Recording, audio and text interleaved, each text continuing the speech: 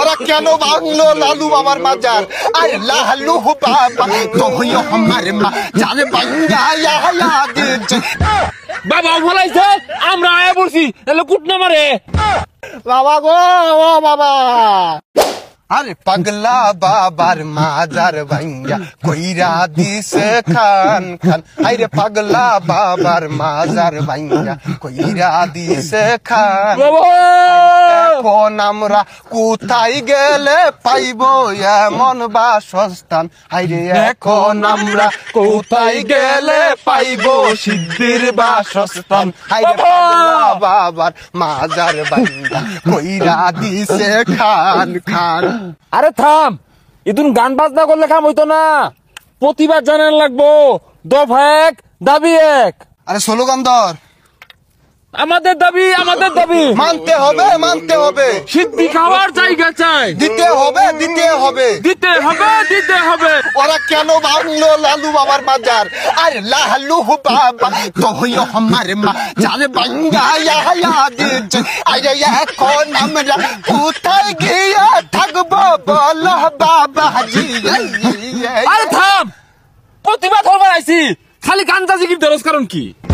Hello দর্শক, সিদ্ধি মাজার ভাঙ্গা দেওয়ায় সব সিদ্ধি গুলো রাস্তায় নামছে। এখন আমরা তাদের বিষয়ে কিছু জানবো। আচ্ছা ভাই, সিদ্ধি মাজার ভাঙ্গা দেওয়ায় আপনাদের কোনো ক্ষতি হয়েছে? হ্যাঁ, ক্ষতি হয়েছে না মানে চরম ক্ষতি হয়েছে। 24 ঘন্টা খালি সিদ্ধি খায়া এবাদত করি, আমার এবাদত নষ্ট হয়ে দিছে। সিদ্ধি খাওয়ার জায়গা ভেঙে দিছে। কোন সিদ্ধি খাইবাম, মাজারে বসে সিদ্ধি খাইলে নিরাপদ কষ্ট থাকে, এবাদত নষ্ট হয়ে দিছে। বলতে বলি নমজ হয়ে থাকি সিদ্ধি খায়া। আচ্ছা না কি ইবাদত করতাই? বাবা আরো চরণ দাস কইরা থাকতাম 12 মাস। আরে বায়া আবার জয় কইরা থাকতাম 12 মাস। আরে কি আর বাবার উপরে থাকতাম, খুদা মিশা কথা কো।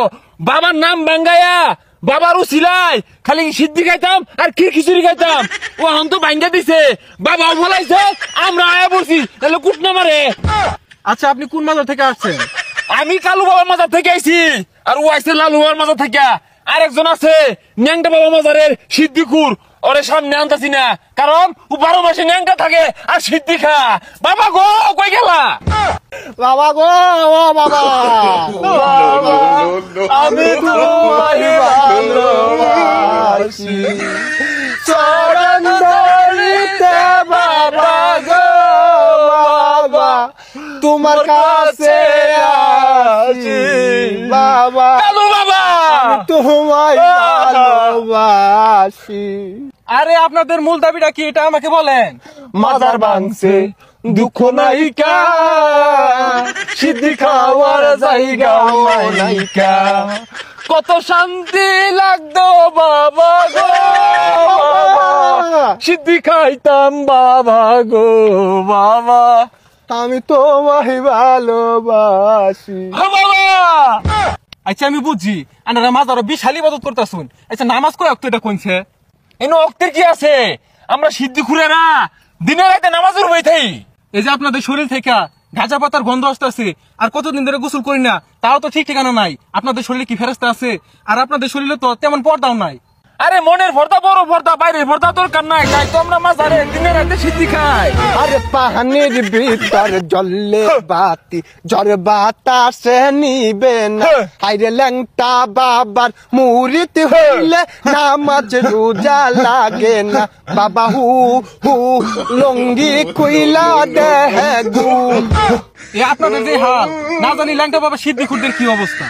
আরে ন্যাংটা বাবা মুড়িদেরা আর 12 মাস ন্যাংটাই দেয়, আরে মনে মনে ভর্তা হরে, বাইরের ভর্তা দরকার নেই ওগো। হ্যাঁ পাগলা বন্ধরা খারো, পোলা পোলা পোলা পোলা এ সাহাবা গেরাও করো, সিদ্ধি খুরায়া পড়ো।